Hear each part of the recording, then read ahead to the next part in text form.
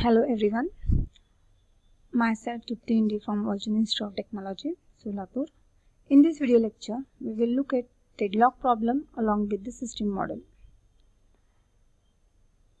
At the end of this video, student is able to explain deadlock problem with respect to resource sharing among processes in operating system.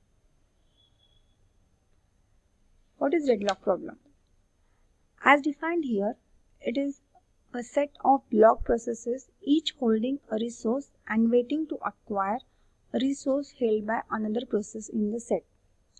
To understand this, let us assume that we have two processes P1 and P2 and two resources, that is disk A and disk drive B. Okay. Now consider the scenario where the process P1 holds the resource B and the process P2 holds the resource A. At the same time, the process P1 requests for resource A and process P2 requests for resource B. It means process P1 is waiting for resource A and process P2 is waiting for resource B. So, what we see here is a scenario called a deadlock. Essentially, a deadlock is a state in the system where each process in the deadlock is waiting for an event that occurs that other process in the set can cause.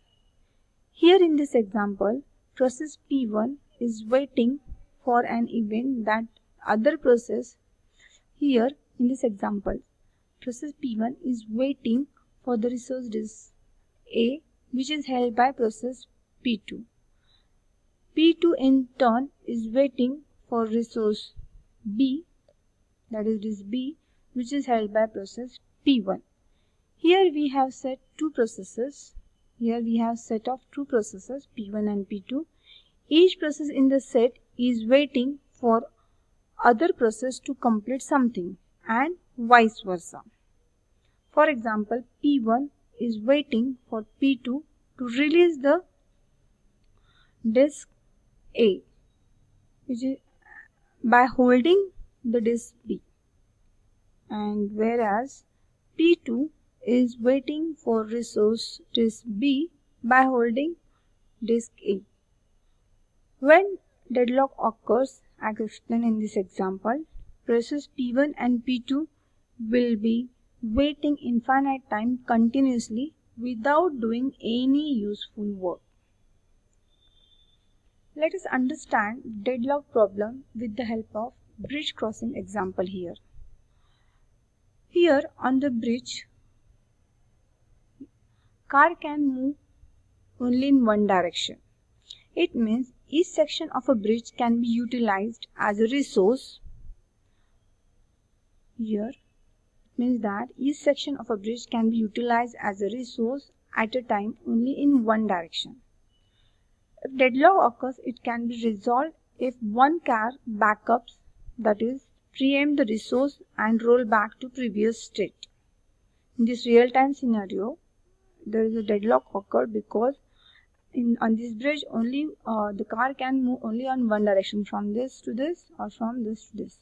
Now, this occurs the deadlock because we are not allowing a car to move in any one direction. Okay, so the solution is what? If we talk about this real-time scenario, we can preempt the resource, means we can make the one of the car to move back, one of the side car and move back, so that we are allowing one side direction car to move. Okay. In this scenario, several cars may have to be backed up if a deadlock occurs. When deadlock occurs, process will be waiting for infinite time continuously without doing any useful work, as we have seen in the previous example. That is starvation, that is called as a starvation occurs. Here also, if cars will be waiting to get a bridge here, but no one is ready to move back, then starvation occurs, means each one is waiting for other to roll back. Now you can pause the video here and write down one or two scenarios in the real life where you will observe the deadlock problem occurrence. Now I think you already finished the writing the real-time scenarios where you will observe the deadlock problem occurrence. Now we'll move to the next, that is system model. In system model, any process in the system must request a resource before using it and must release the resource after using it.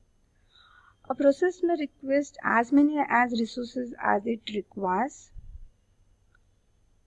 to carry out its design task. The number of resources requested may not exceed the total number of resources available in the system. So that care need to be taken. It means a process cannot request 3 printers if the system has only 2. Assume resource types defined R1, R2 up to Rm. That is R1 CPU cycle, R2 memory space, R3 IO devices and so on. Total M resource types are available in the system. Here each resource type Ri has Wi, that is the instance of that resource type. So one resource type can have more than one instances. Under the normal mode of operation, resource may utilize a resource in only the following sequence, that is request, use and release.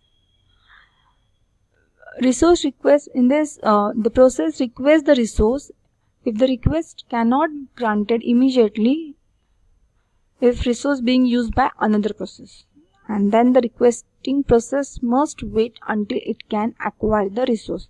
In the previous example, P1 was waiting for the resource B.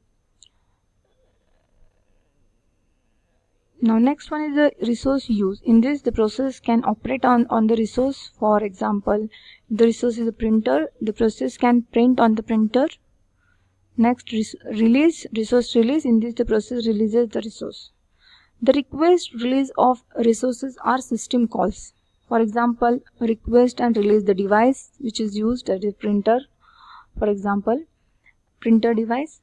Open and close file operations, those are the system calls, and allocate and free memory system calls. In this video we have studied what is deadlock problem with the help of bridge crossing example. Also we have seen in the system under normal mode of operation how process utilize a resource, that is by resource request, resource use and resource release. In the next video lecture we will discuss about deadlock characterization. These are the few references used to prepare this video content. Thank you for watching the video.